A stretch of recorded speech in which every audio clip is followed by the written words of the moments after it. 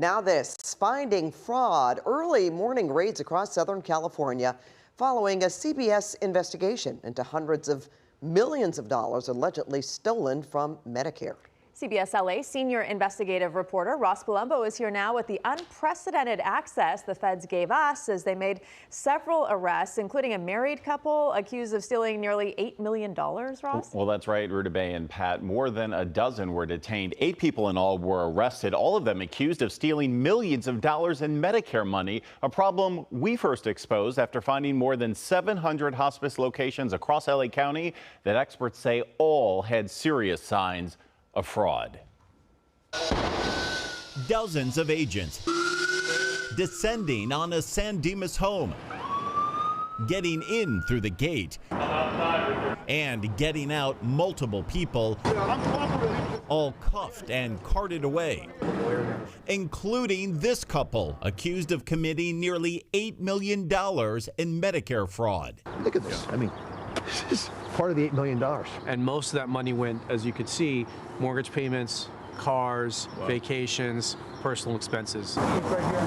At least 8 people arrested today at several locations, all of it coming after our CBS investigation finding more than 700 questionable hospice sites across LA County in unusual office locations, costing hundreds of millions of taxpayer dollars. Nothing is more important right now than rooting out the corruption and fraud that's happening with the tax dollars. Federal agents claiming the state of California should have rooted it out long ago, before licensing these hospices to operate. They are not taking it seriously. They're not passing the regulations, and they're not sending people to prison. What's the first place? It also comes in the wake of our CBS investigation into more than 800 other fake businesses. An elderly care facility. This is supposed to be a construction company. Now we're heading to a spa. Also in bizarre locations, also registered with the state of California. What are your thoughts about the state's role in that crime? What you're talking about is exactly what we highlighted. California has totally given up its responsibility to make sure that fraud isn't happening. In these cases, the California Secretary of State and Governor Newsom refused our request to sit down and speak about it, despite tens of thousands of dollars in fraud and countless victims. I feel like I want to scream. I'm not entirely sure who to blame the most. Now today, the federal government says the blame rests squarely on the shoulders of California officials. From our experience, the state of California does no vetting, no checking. The state has failed to take meaningful action in pretty much every single fraud case you've seen us bring.